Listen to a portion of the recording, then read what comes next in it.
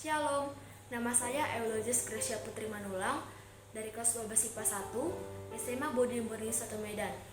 Sebelum kita mendengarkan firman Tuhan pada hari ini, marilah kita berdoa. Dalam nama Bapa dan Putra dan Roh Kudus, amin. Bapa kami yang ada di surga, kami mengucap syukur, memuji dan memuliakan nama-Mu.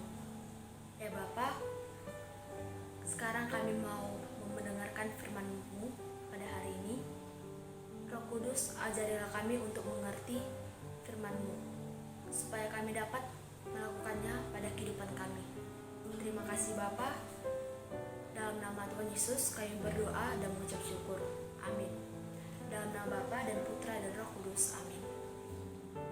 Firman Tuhan yang akan kita dengar pada hari ini tertulis pada Injil Matius 4 ayat 12-17.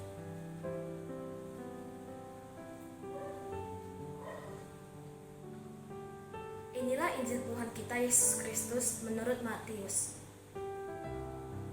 Tetapi waktu Yesus mendengar bahwa Yohanes telah ditangkap, menyingkirlah ia ke Galilea. Ia meninggalkan Nazaret dan diam di Kapernaum, di tepi danau di daerah Zebulon dan Naftali, supaya genaplah firman yang disampaikan oleh Nabi Yesaya. Tanah Zebulon dan tanah Naftali, jalan ke laut, daerah seberang sungai Yordan Galilea, wilayah bangsa-bangsa lain. Bangsa yang diam dalam kegelapan telah melihat terang yang besar, dan bagi mereka yang diam di negeri yang dinaungi maut telah terbit terang. Sejak waktu itulah Yesus memberitakan, bertobatlah, sebab kerajaan surga sudah dekat. Demikianlah Injil Tuhan, terpujilah Kristus. Tema firman Tuhan pada hari ini, Tuhan menghendaki pertobatan. Khotbah kali ini merupakan seruan pertobatan. Hal ini disampaikan oleh Tuhan Yesus saat Tuhan Yesus melihat keadaan masyarakat Galilea, secara khusus di Kapernaum. Hidup dalam kegelapan, melanggar perintah Allah.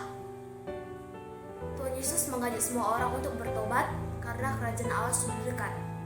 Pertobatan merupakan satu-satunya jalan kembali kepada Tuhan. Bertobat berarti berbalik dari jalan yang salah kepada jalan yang benar. Bertobat berarti mengakui kesalahan dan dosa yang kita perbuat dan tidak lagi mengulanginya. Bertobat sebagai pangkal keselamatan, menerima Tuhan Yesus sebagai terang hidup kita. Kita harus menanggalkan hidup dalam kegelapan seperti berbohong, munafik, malas, mencuri, sombong, melawan orang tua, memposting ujaran kebencian lewat medsos dan lain. Menjelang peringatan Paskah yang sudah mendekat ini, marilah kita introspeksi diri. Jika selama ini kita hidup dalam kegelapan, maka kita harus bertobat. Tuhan Yesus sudah mati untuk menebus dosa-dosa yang kita perbuat. Terang yang besar itu akan menerangi hati kita, menuntun langkah kita kepada Tuhan Yesus. Yesus Kristuslah terang yang besar itu. Marilah kita berdoa memohon pengampunan dosa kepada Tuhan dan hidup dalam terang Tuhan. Dalam nama Bapa dan Putra dan Roh Kudus. Amin. Terima kasih ya Bapa, kami sudah mendengarkan firman-Mu pada hari ini. Biarlah firman-Mu menjadi pertolongan dan kekuatan bagi kami, agar kami dapat hidup dalam terang kasih-Mu. Ya Bapa, ampunilah segala dosa kejahatan yang kami perbuat. Kami bersyukur Engkau telah mati untuk menebus dosa kejahatan kami ya Bapa.